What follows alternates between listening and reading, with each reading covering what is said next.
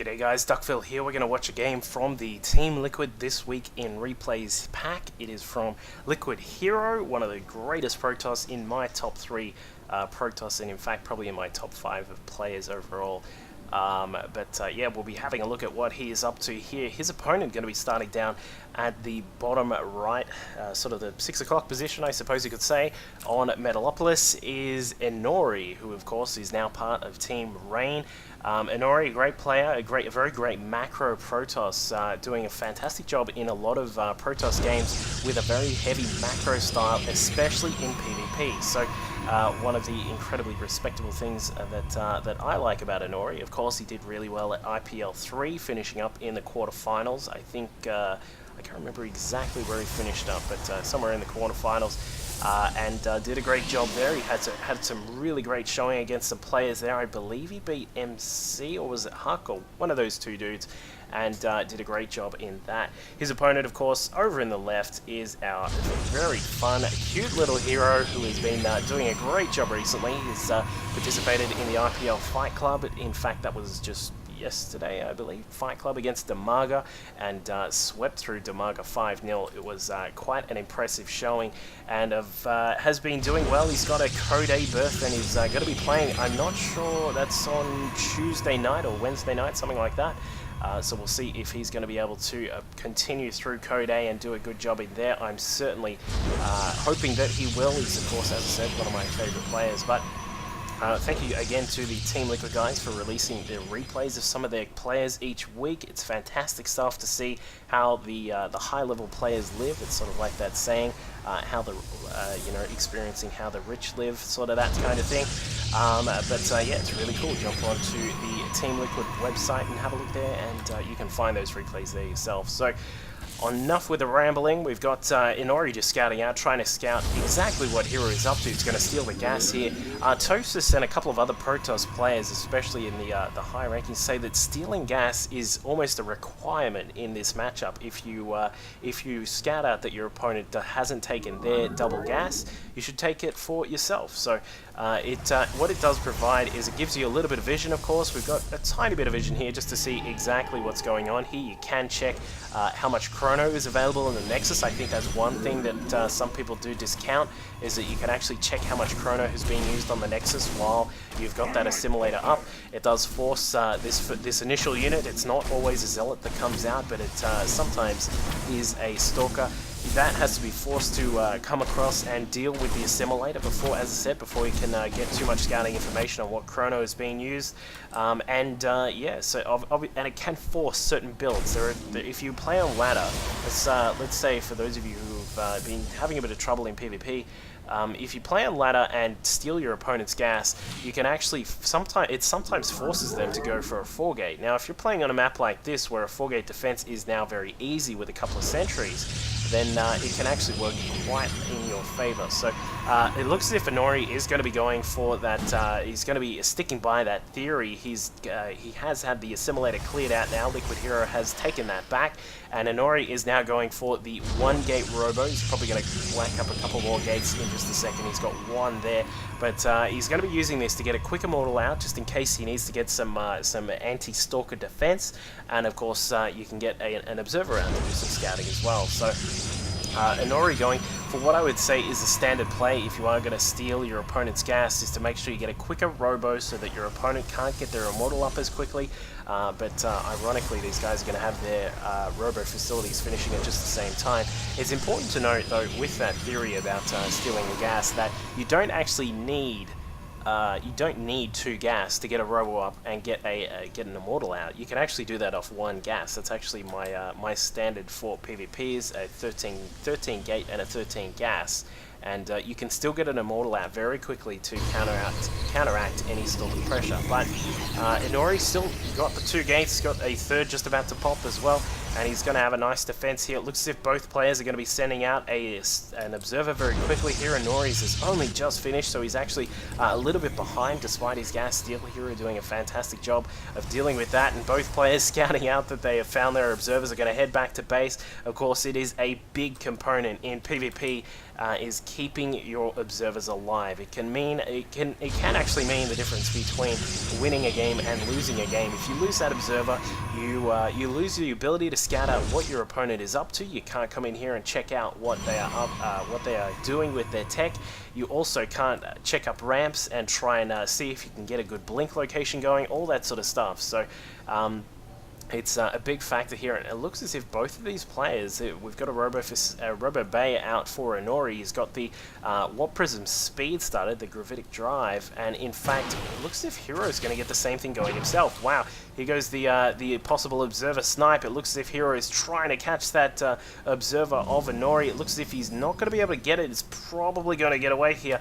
May take a couple more shots before it does, but I think it should get away. Just noticing that HerO is also starting his Warp Prism speed. The observer taking one more shot. Oh, just escapes for the time being. Would have taken just one more laser shot from that Stalker and he would have been dead. But yeah, as we can see, we've got two immortals out from HerO, so he's also getting a Warp Prism now as well, just chronoing that out, and also getting the gravitic drive as well, and he's going to be sitting in a very interesting spot. These players are almost exactly identical with what they're doing. They've got just the slight differences in the tech tree getting started quicker, of course, for HerO, so he does have his gravitic drive just a tiny bit quicker. Interestingly, HerO will have his Prism out a little bit quicker, and he's going to get started on a Colossus as well. But here we go. It looks as if HerO is going to scout out with this observer just to see exactly what's happening. Here comes the Warp Prism of HerO, going to come across and actually be greeted by a welcoming party here, dropping down, and the Immortals moving into battle there. HerO just unfortunately picking up one of his Stalkers, but looks as if HerO is forced back for the time being. He's not going to be able to get any harassment done. This is a very, very fun new style in PvP, where you actually get a couple of Immortals out and try and snipe down your opponent's pylons, as you can see there. Hit any Stalkers that you can as well, and then get some really good damage done. Now, looks as if we may have a chase here. HerO just coming across. No, he's not. He's just going to sit back for the moment here. He may be able to get across and get some damage done. There are a couple of pylons just out in the open here. If he could just drop down on this one, he should be able to clean it up before the defenses come across from HerO. HerO, meanwhile, is going to do his own drop inside the main. Going to try and take out a pylon there. Looks as if HerO will head back. Does get a pylon for his journey, though. And HerO doing the same. Both of these guys trading pylons. HerO actually just slightly supply block there for a moment, but looks as if HerO is going to switch into a Stargate and may get a Phoenix out. A couple of Phoenix can help out with defending against this pressure, and HerO is suffering another attack there, almost losing another Warp Prism. It's actually a little bit more troublesome for HerO. He is trying to get Colossi out. Now, of course, those Colossi take up that 6 supply, so it actually takes quite a lot of pylons to keep the production of them going. So if HerO is successful in sniping off some of them, then he will be in a really good position. But HerO doing a good job himself has now sniped off 2 of the pylons before HerO is able to get too many of his. We've still got this one here, which is only going to take a couple of shots to go down, but HerO is still... He's actually expanding now, which is a little bit surprising to see, as many Protoss who are watching will know. If you expand in PvP, it's a high chance of you just losing the game from there. But these guys are, of course, high-level pros. They're going to pick up the Immortals there and escape with those. The Stalkers do not have Blink, so there is no way for the Stalkers to catch up with the Warp Prism here. He may be able to just drop inside and do some damage to those pros, but no. Here comes the Phoenix. The Phoenix is actually, I believe it's just slightly slower than the Warp Prism when they are in transit, but I can't be exactly sure. We'll check very soon, or someone can clarify for me in the comments there. But the extended thermal lance from both of the players is on the way. HerO has his second base now done, and he's ready to rumble at that. HerO is still quite far behind. He's still about halfway done, but he is trying to get some more harassment done, picking up the Immortals before they go down. Going to drop down perhaps on this pylon here. No, he's not going to be able to, but he can switch down into the natural expansion here. The probes having a bit of a break there, and it looks as if HerO is going to lose 1, maybe 2 probes. The chase Prism coming along from HerO is trying to get some more damage done. Looks as if 2 Stalkers trying to catch up with the Warp Prism here. Good job from HerO to actually keep the Prism alive, and he's going to be able to lift off with the Immortals and escape. he's picked up 2 Stalker kills there, not bad. He's going to be very careful though. This Prism now has almost no shields, and he's going to be chased here. We've got a chase Prism from HerO. This is like a crazy chase car scene in a movie here. Looks as if the Stalkers have almost gotten the kill there. The Warp Prism of HerO is down to 4 HP, dropping out the Immortals so they can try and clean up the Stalkers. Stalkers 1 and 2 going down. Still, 2 more Immortals are just sitting out there trying to take care of the Stalkers, and they almost get it. Looks as if these guys are going to have a little bit of a micro battle here. HerO is just aware that the Prism is almost dead, but he does escape with 3 shields and 4 health on that. On the Prism, well, and of course HerO, without there's no way for him to catch up. Of course, they have exactly the same speed, but that was a very cool little micro battle there from both of these players. HerO now is mining off both of the gas down at the natural. HerO only just starting out with that. He does have 3 Colossi, he does have a Lance. Both these guys actually have extended thermal Lance done. HerO just pushing out in the middle here, perhaps looking to get an attack going. I'm not actually sure if that's the best idea just at the moment, given how even these players are. HerO is ahead by 6 supply. I'm not sure if that's just purely because he has 1 extra Colossus or not. Let's just have a quick look. He does have 4 Colossi out, but now HerO is just starting to catch up, warping in some more units there. He does have what is that? That's an extra, yep, there's an extra Colossi coming through. HerO looking to do perhaps some damage with a small gateway force. We've just got 3 Zealots, a Stalker, and I'm not sure what he's going to do with that, but the Prism of HerO is still floating around. He's doing probably what is the best option here, is just floating around pretending to be a Warp Prism with something in it, but of course it doesn't actually have any components inside. The move speed, just looking at that, 3.38, and the Phoenix is 4.25. I was wrong, my bad. Yeah, I'm still actually very weirded out that HerO isn't actually utilizing these. He could probably just float around the map and try and kill off the remaining Warp Prism of HerO. It's still floating around. Where is it? It's over here. Here we go. So he's going to be able to catch the Warp Prism here. He's going to be able to shoot it down. I think, no, he's just going to escape with it. But here we go. Finally bringing those Phoenix into the battle here. They are slightly faster, as we said, and he should be able to clean up that Warp Prism. No, he has to fall back just for the moment. The rest of the Stalkers coming up to help out, and the Prism will stay alive just for the time being. So this game looking very even. I think one of the telling things will be the upgrades. Which of these guys is going to go for the actual unit-based upgrades first? We've got Blink coming along here from HerO, so he is going to be first on that. The Dark Shrine also on the way as well, so we may be able to bring in some DT play to shake up this game a little bit. Let's have a look at the workers. We've got 45 for HerO, 43 for HerO, and it looks as if the income is obviously just sitting slightly higher there for HerO, sorry. So yeah, it's kind of hard to say what's going to go on here. It looks like HerO is just getting around the map, putting down some pylons to try and make sure he can see when his opponent is moving around the map.